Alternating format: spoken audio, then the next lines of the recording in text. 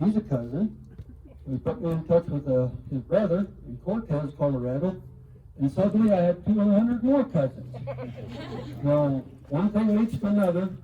When my family came here, am I holding that too close? How's this?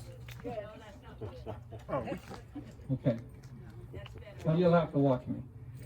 Anyway, some of the older families that I remember him talking about are Gipes and McEwen, Johnsons, and some of you folks sitting here today know who I'm talking about because they're your ancestors as well. And my family came in 1886 from Iowa, well, from New York to Iowa, and from Jamestown to Missouri, from all over the East. And why they settled in this valley, I have no idea. It was pretty rugged at the time, a lot of sagebrush and chico brush and cedars.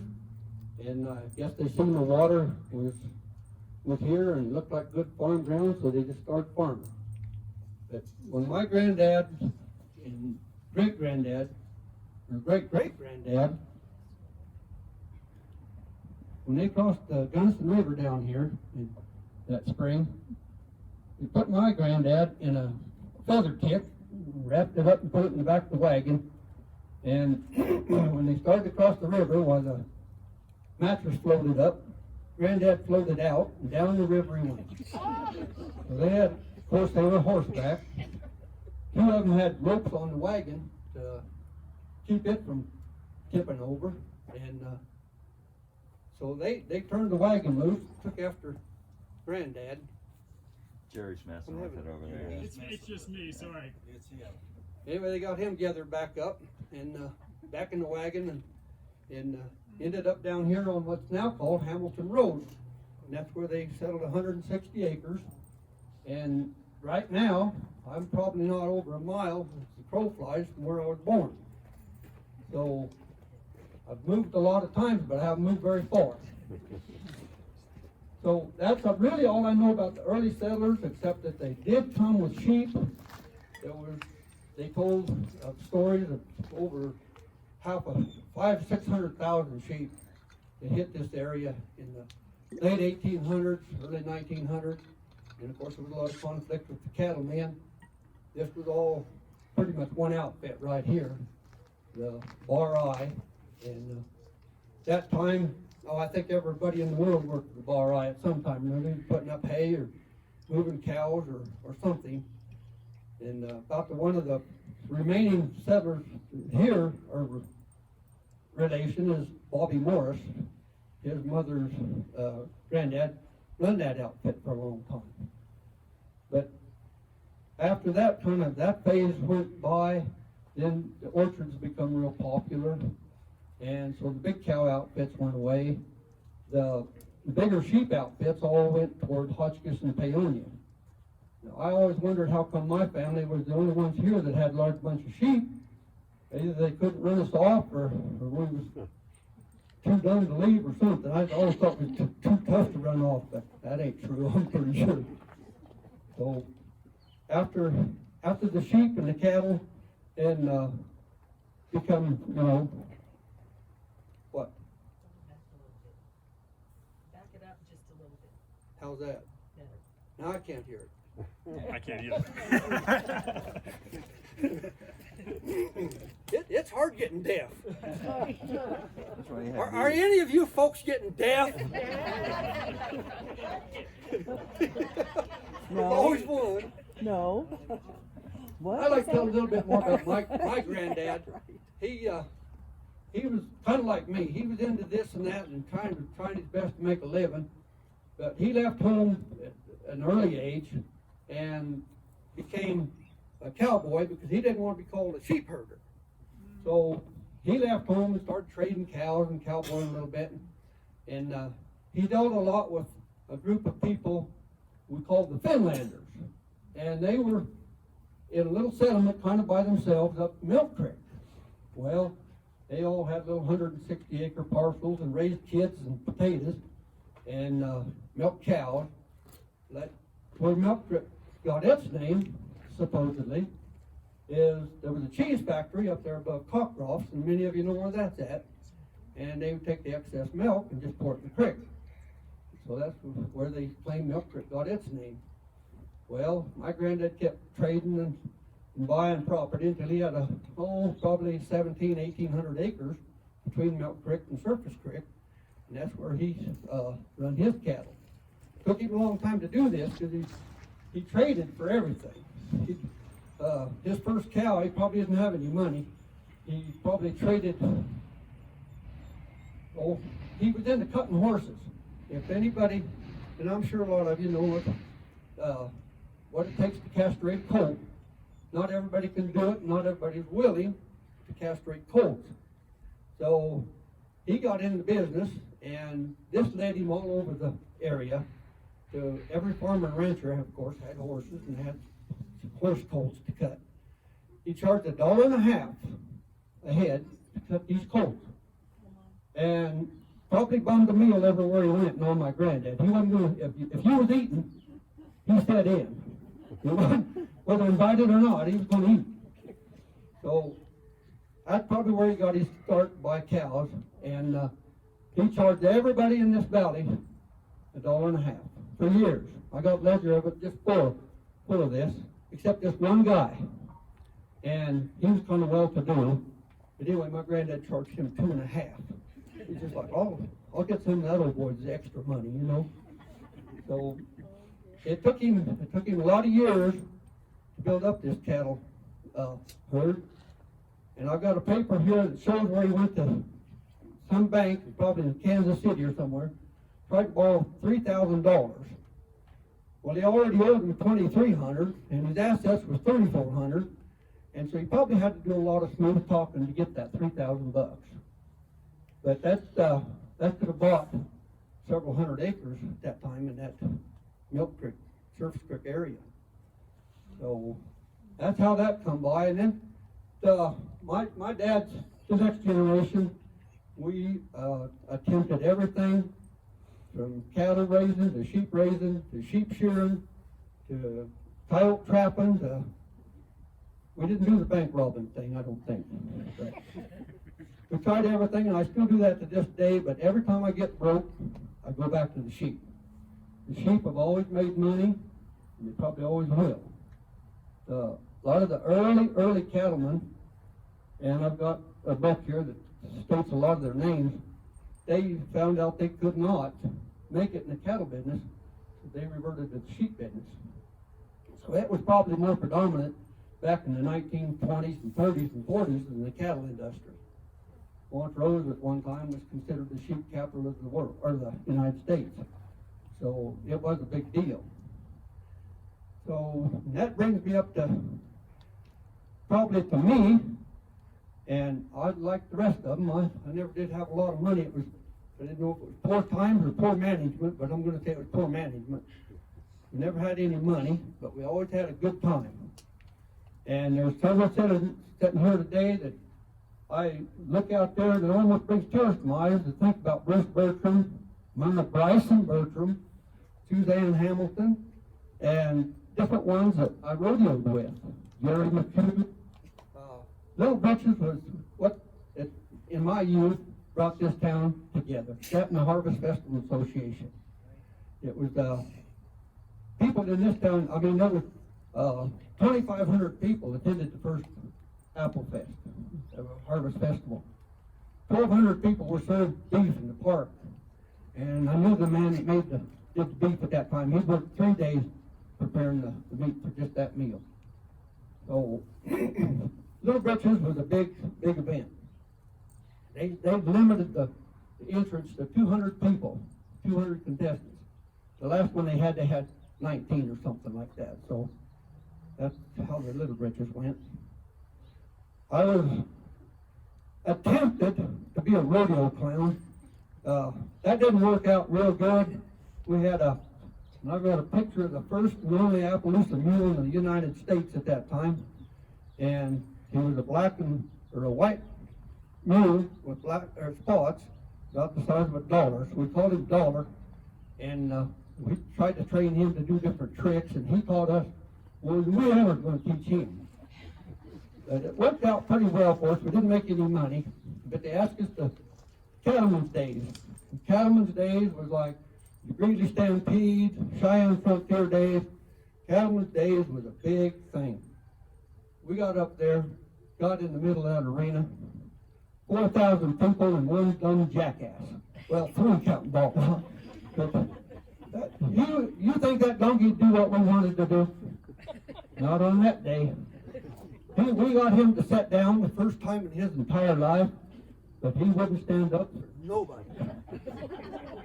We thought we was going to have him drug out of that arena. Of course, the announcer was just starting to hate us a little bit. And finally, the donkey got up and we left.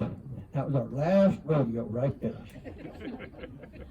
I could go on all day, different little stuff. I don't know if this is what you done will do, but if anybody's got any questions, I would love to answer. I'll give you a question, Doug. Tell us about Cowboy polo. Well, Cowboy polo, I don't know where it was first started. I know these guys here didn't bring it up because they didn't have the balls and the clubs and stuff like that, to participate. But it started out, if any of you know where Mike Wilson lives down here, where the Orchard City water tanks are at, was the first polo field. Now that was just nothing but sagebrush and rocks. So Neil Graham and Webb Bryson, oh gosh, there was a bunch of them. Jim Hillis, Willard, all the old timers, Cowboys stuff. They got together and decided they'd make them a polo field up there. So they got the tractors out and got the brush off, got it leveled up a little bit, and put some perimeter boards around it, probably about a foot high, and then they started playing polo. Well, they didn't really have that much competition at first, just amongst themselves. But it didn't take very long until Delta, Montrose, Grand Junction, all the cities around had a polo team. Well, that was getting a little hot and dry down there on that knob, so they moved up here and where the rodeo ground is today, and started cleaning that parcel off right there. That was owned by Harry Palmer. And Harry gave them a 99-year lease, I think it was, on that piece of ground. Well, Webb Bryson, bless his heart, he furnished a lot of equipment, a lot of time, and with a dozer, they went out there and leveled that spot, cleaned it up, and that's where they started playing polo. Short-lived because it got to be, it was a Cowboy polo. They made a Cowboy game out of it. It got to be so rough that they were crippling horses and crippling men, and they just charged into people. You had to stay in the zone, but sometimes you went out of your zone a little bit. And the guy, if the ball was in your zone and they were trying to get the ball, if they couldn't knock you down with their horse and run over you, well, they'd try to make your horse buck. They'd hit him in the belly with the club, try to get your horse to buck you off, so they could get the ball. Terrible. And my dad was laid up one winter with a broken leg, so, and he wasn't the only one. So polo didn't last very long.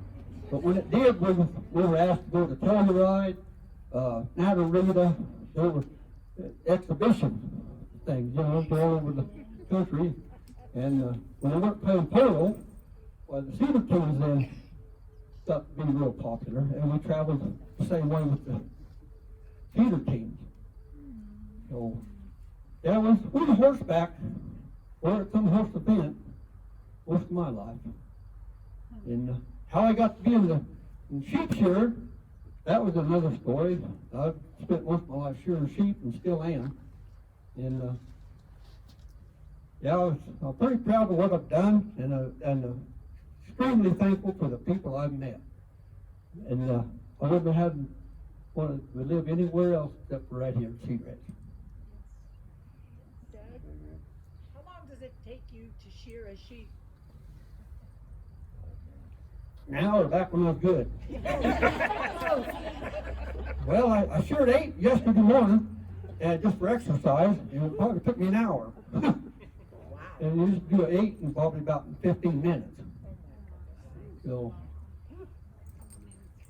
getting over does not make me any faster. Yeah, Bruce. A couple of things on the, as a point of historical evidence of the sheep being in this area. If you go down around where the honor camp is and out in that desert area down toward Escalante, if you look at the areas where there's a ledge or a small cliff, maybe 15, 20 feet, you'll find the remnants of trails that the old timers, sheep herders, built to get the sheep from the upper part or the lower part across that, and it's kind of fun to run across some of those, and if you look hard you can see them. The other thing on that Cowboy polo, I was lucky enough to get to play on the last part, and it was rough. It was rough. And like he said, it's a little different than just polo like you see the English folks do. You had sections that you protected with your horse, and there was another guy in there, but it was a little rough. The ball was this big around. It was like a basketball. Oh yeah, it was a good sized ball. He'd get a little horse going too if you hit him with that. So. I found that the sheep industry was probably some of the most interesting things in the history of this area. There's a whole book of sheep stories in there in conflicts with the cowmen. The 600 or 700 or 500,000, however many sheep came in that migration. Most of them stopped at Montrose or went up, like I say, to Hotchkiss. These guys up here weren't going to allow the sheep in this area. They told the Cowboys told them, they said, if you cross the river, we're going to kill them. And so, according to my granddad, they sat down there. The sheep men sat down there, and there was, I don't know, a couple of dozen of them, but they drawed straws to see who was going to cross the river. Well, the guy with the short straw, he started to cross the river and got him up on the bench down there at what we call the Quarry Bench. And that night, those Cowboys went down there and run them off that cliff into the Gunnison River. So that's why it always amazed me that my family, everybody had a little bunch of sheep, but my uncle had about 2,000 head in the family. So how they managed to get that done, I don't have any idea. But the rest of the sheep all went toward Hotchkiss and Paonia. And I can remember when I first started shearing sheep, probably, well, we could sit down at the time and figure somewhere around 100,000 head of sheep in the Hotchkiss, Paonia, Crawford area alone. And that was just 30, 40 years ago. So Doug, when you shear a sheep today, what do you do with the fur? Wool. It's called wool, and it comes off as what we call a fleece. Right now, it's not of great value. Historically, it was great value. The wool paid for probably all your expenses. The wool kept the sheep going, and if it was any lambs, that was the profit. Where do you sell it now, though? All of our markets are overseas. But when I first started out shearing sheep, it wasn't by choice. We had about 700 sheep, and my dad said, "You're going to stay out of school and help me shear them sheep." I said, okay, because I wasn't that crazy about school anyway. So we were considered a small farm flock. And we couldn't, there was sheep shearers, there was probably 200 or 300 sheep shearers in the valley at that time. And we were having such a small bunch, they wouldn't even talk to us. So we sheared those sheep. But I got to liking it a little bit, and so I'd go around on weekends and shear sheep for, Bruce's family. I sheared for them and different ones, and I got to liking the money a little bit. But a lot of them would give me the wool. Well, at that time, wool was about $1 a pound. And man, I didn't know what to do with all my money. So I spent it on beer and cars. Just so I wouldn't lose it, But that to me is probably the most money I ever made, like in the sheep and the wool and except today, Patty, it's not good. Yeah, okay. So you need to wear more wool stuff. Okay, I will do that. Didn't Wendy Jordan have about a 3,000 head herd? Who was that, Jim? Leon Jordan. It was right here. Leon come in this country probably in the 40s, I'd guess. I don't know. Yeah. I don't remember ever No, hearing. he had a trailing permit across the Green Mountain Oh, yes, yes. I think for 3,000 head. But he was one of the first big sheep operators in this area that stayed. And, of course, there's no way for me to explain how much ground they owned right here, but it was a tremendous amount. And like Jim said, they trailed those sheep from here to the muddy. Greg Scott said that they had something like 4,000 acres overall that they could use for grazing. Oh yeah, it was a big outfit. Well, he got most of what the bar I had. Right. So. I can remember Leon bringing sheep from here, and he would take them up to what we call Jordan's pasture up on the mesa. And instead of taking them up the main highway, he would bring them up down Main Street, far out to the west, and then back up and work his way back up that way so that he stayed off the main highway. But as a kid, I lived on Main Street, where I still live now, and I can remember seeing that herd of sheep go through, and we thought that was the most wonderful thing to watch the sheep. And, you know, life just sort of stopped until all those sheep would go through, and then he'd take them on up to the mesa. That's what I was thinking about yesterday when I was thinking about this. You couldn't do it today. People are too impatient. The traffic on this road is horrible. But he'd take, in the springtime, when he moved these ewes and lambs from here across this highway to headed over to what the golf course is now, or even those orchards that were up and down the highway.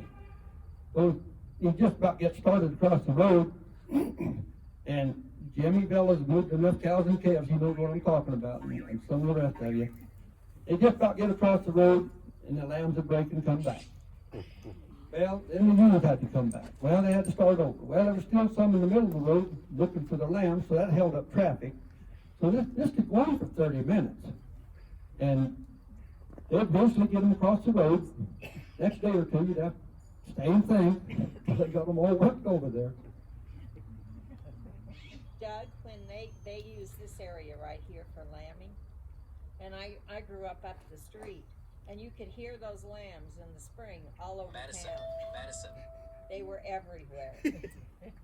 You got used to just sleeping, listening to the babies, looking for their mamas. And they can make a racket, I'll tell you. Yeah, Bruce. Those of us who were kids during the time you did some of the shearing for us, you might tell about sack and the blankets. Did you ever spend any time in the sack, Bruce? Spend time in the sack. You know, I got back up just a little bit. Bruce wanted me to tell you a little bit about sack and wool, but when they first asked me to do a sheep shearing demonstration over at the dog trials in Hotchkiss about 15 years ago, I said, how silly is this? Everybody's been around sheep and sheep shearing. This is not going to be interesting to nobody. It's just going to be hard work and miserable for me. I got over there, and I tell you what, I had a crowd. You couldn't believe the amount of people that showed up just to watch me shear sheep that had never even been close to a sheep. And so that was good. I've been doing it for 15 years, and I never have a dull crowd. There's always somebody that finds that amusing or amazing. But every kid that grew up in this valley at some time had something to do with sheep or trumping wool. And when they put you in that old dirty, stinking sack with the whip ticks, the sheep ticks, and whatever else was in that sheep, went in the sack with you, and you stayed there till the sack was full. And yeah, it was not a very pleasant job. It was a sack that was suspended. Unlike you might remember that some of the big cotton sacks that I had in the old days where they stuffed from the top down in, well, you had to stop. Yeah, there was no way to crawl out. She was in the bottom. You just stayed You had to there. work your way out. Yeah. Okay. So if it was $1 a pound back in the day, what is it now? Wool Well, to go overseas. in comparison, it's probably it's not even selling right now, but it maybe 50 cents. Yeah, wool got to where it wasn't of any value several years ago. And but back then, the kids would go out, you know, they didn't have any spending money, they'd go pick wool off the fences. That was their extra money. Or the dead carcasses. I did a couple of them for my spending money. That was the end of that. I didn't eat so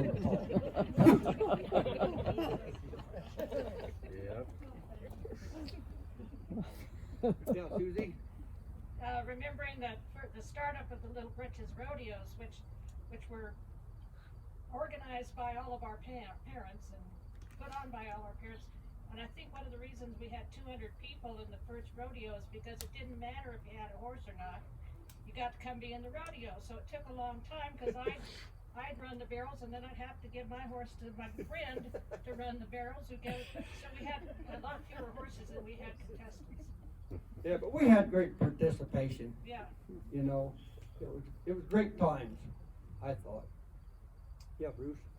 Back to the cattle, before there was allotments and separation where it was an open range, you might pass on about some of the areas and what they did to bring the cattle down and do the sorting, like the big area there west of Eckert, where that was an area they broke out all the different brands and ownerships of the cows, like in the fall and stuff. You might pass on some. I don't remember my parents, grandparents doing that, but they did out here at Fresh Hours, out here at the Four Corners. They'd stop there, and if they had whatever 200, 300, 400 head of cattle, they'd stop there. And some of them would go east to Cedar Edge. Some of them went down Happy Hollow. The ones going up toward Perkins Dairy go that way, and it might take them a little bit, but they sorted the cattle like that, and maybe they'd been sorted once before up above. But yeah, they'd just keep working them until they got down to where they was all sorted and everybody home. That's one of the things that I miss seeing as a kid, thinking about the cattle. My grandparents lived out in Ton Creek out there, and there was, at that time, in late 40s, there was enough cattle growers that had been out there in that area that they was still probably close to 1,500 to 2,000 head of cattle would come down between everybody. They'd start clear at the upper end, like I say, all the way down Tony Creek. They'd have 2 or 3 different spots that they'd sort them all out, and watching them all sort out their cattle clear down to Corey. If you didn't know here, Ron, he was talking about being so many cattle come down by his place out there and his folks' place out in Tone Creek. It was all probably in the 20s, 30s, 40s. There was a tremendous amount of cattle, and they tell me that the Bar I run about 2,000 head. Is that about right, Jim? You remember? Yeah, right in there. The Figure 4 had about 2,000 head, and I can't remember the guy's name that had all that out in Dry Creek where McCoys were at, but they run several hundred head of cattle, and there's probably about that many on the point. So you're talking a lot of cattle. When they come off of that mountain, you're talking several thousand head of cattle.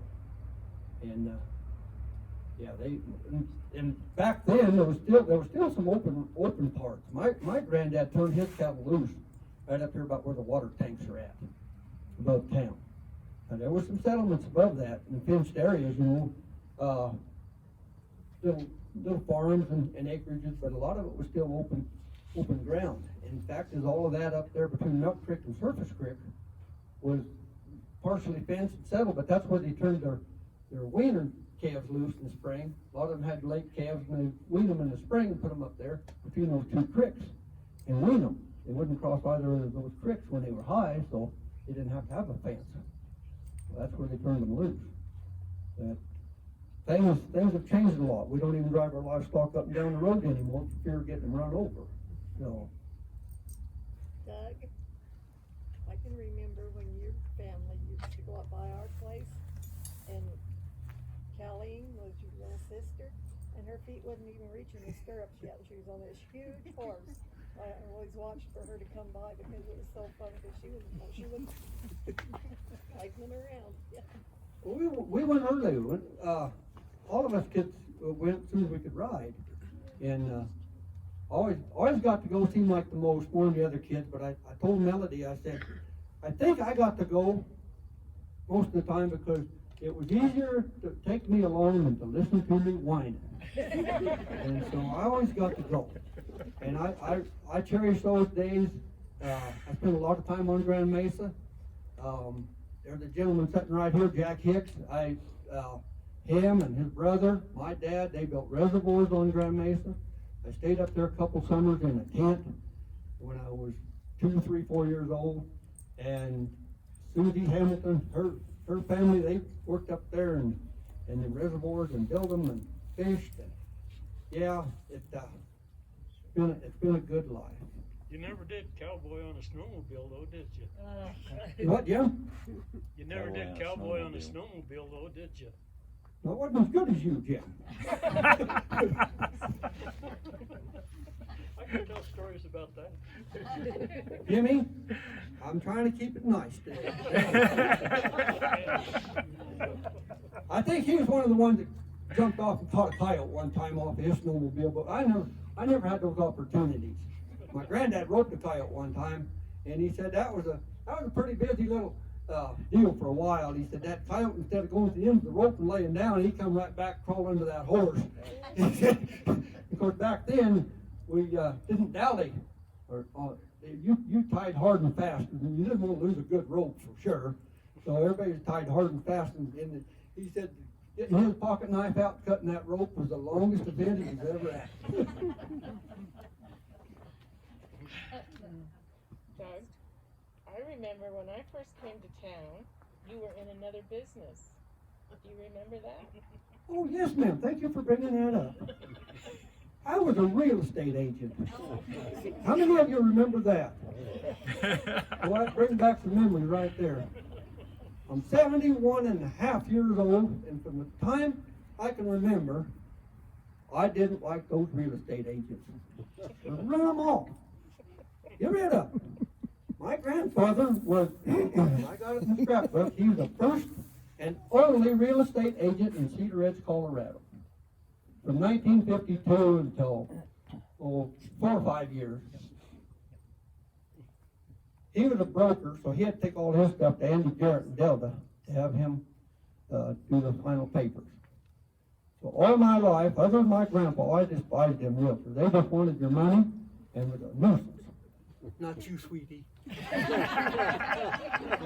Well, I don't know how this come up, but Dale Cernisak one time, he said, I think you'd make a good real estate agent. And I said, I think you're full of you know what. Well, anyway, one day I was working on a guest ranch, Melody and I, and getting tired of that job. I'd been there 6 months. So real estate school was advertised in the paper. She said, they're advertising a real estate school down there at the Votech. I thought, well, that's cool. So I drove down there. I don't know why. Walked in the building and signed up for real estate school. You talk about a hypocrite. 8 years of selling real estate and meeting some of the finest people I'll ever meet is I'm thankful for that little Can scale. I quote you? We were too. Can I quote you one little thing? I remember you telling me up at the office, you must have sold something or something.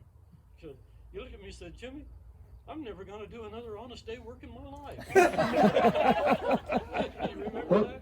Jimmy, I'll tell you what, that 8 years I spent in the real estate and the other 30 or 40 I spent cussing them realtors, I found out that there are some really, really, really good real estate agents. And to this very day, I refer them to my friends. If they ask me if I know a good realtor, I refer these same people. I won't mention any names. I think you all know who I'm talking about. But there's a few of them that are dishonest. But just like car dealers or sheep shearers. Can I say something? I'm tickled to death to see Ron and Judy Brewer here today. I haven't seen them all summer, and I've just been concerned that you're doing good. And good to see you.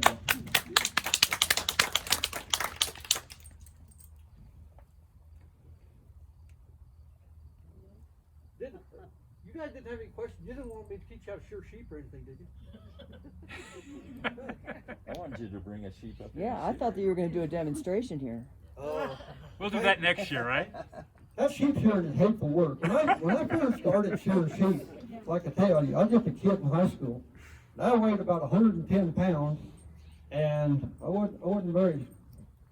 I guess I was stout enough to hold them sheep, but boy, that first 7 or 8 days, I thought I was going to die. It's the hardest work I ever done in my life, and it hasn't got a lot easier. I got a little bit more efficient at it, but it's been hard work. Any more questions? I have one more.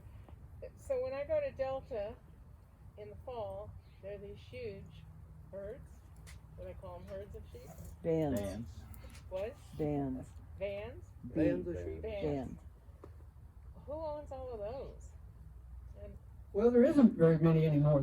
There's Hotchkisses and Sperry's and Allens, and that's just about it in our area. When I'm talking back, even when I was young in the 60s and 70s, there'd be nothing to go through 10 or 15 bands of sheep just going to Hotchkiss. So you had to have a little patience. We were shearing sheep in Meeker, Colorado, and one of the worst, actually, well, it wasn't an accident. The guy did it on purpose. He was driving a cement truck, and he ran through a band of sheep and killed 150 head of sheep or whatever. And when he got him slowed down and captured, they said, "What were you thinking?" He said, he said, "I just finally got tired of going through these sheep day after day after day." And he said, "I just lost it." He said, "I just got that truck loose and just drove through them." But Melody and I, we went through 50-some bands of sheep from Craig, Colorado to Crescent Junction, Wyoming. And that, today you can make that same trip, and other than antelope, I doubt if you see a sheep.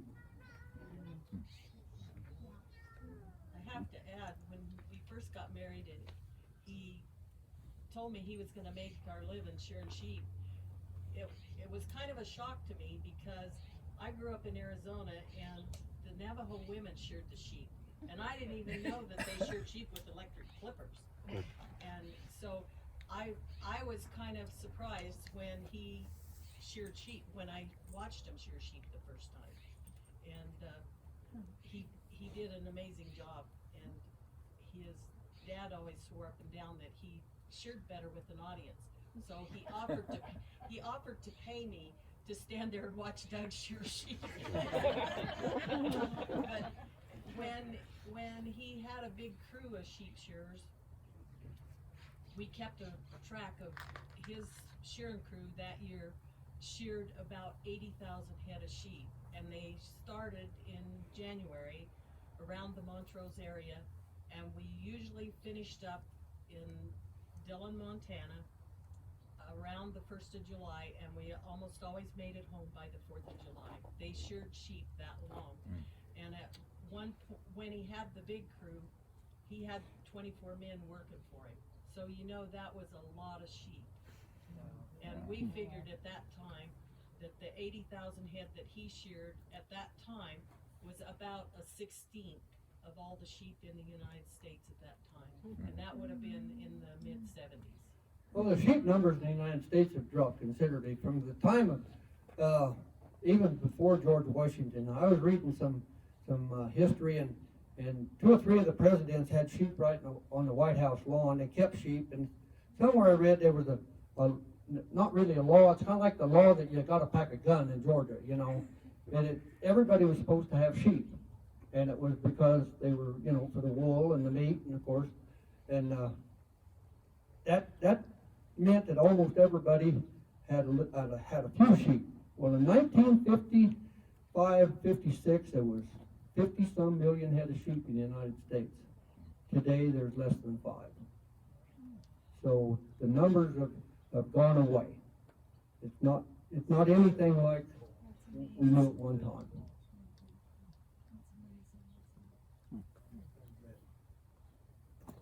During the late 50s and the early 60s, I was working for Wilson and Company, slaughtering lambs in Ogden, Utah. And we were killing 300 an hour, which would be 2,400 to 3,000 a day. Montrose, Colorado was the #2 shipping point in the United States for lambs coming into Wilson and Company in Ogden, Utah. Yeah, Montrose is big sheep country. And, well, the whole area,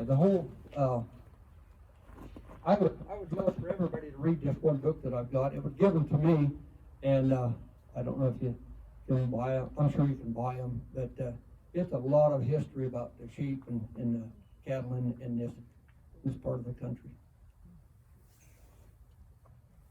Ron, are you going to write another book? I keep working on one, but I don't know that I'll ever get it done. Well, don't give up. There's too much information out there, and there's too many things that you want to include, and you got to stop somewhere. That's what I had trouble with today. There's just so many things, so many memories, and it could just go on forever. So I think this be a good time to give it back to Jerry for a minute. For a minute? Well, what? You can talk forever, too, Shelley. No. Thank you, Doug. I appreciate it. That was a great talk. Thank you all for coming. And I hope to see you all soon. Well, thank you for asking me. I'm glad you could come. It was really nice. Yeah. It was really nice. A lot of gibberish, but Good. Some great stories. Didn't turn out to be too hot either.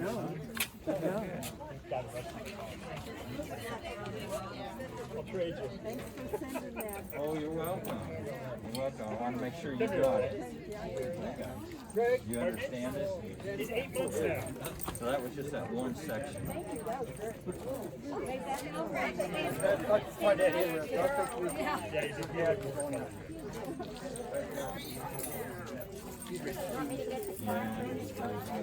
Well, your dad played cowboy polo. No? No, I don't know. I don't think he did. He didn't like to put his hands to the horse. Yeah. Oh, yeah. I found it walked out the other day and scrapbooks and stuff. We worked on it. We did it all. Yeah. To be healthy. Yeah. So that's the reason I put road because my horse was going crazy with it. Yeah. Wow. So what do you think about the weather? You're going to be in or out? I think we can be out, but we can always change our minds. I don't know what time the boys could get together. I think about 11:30. So. Oh, okay.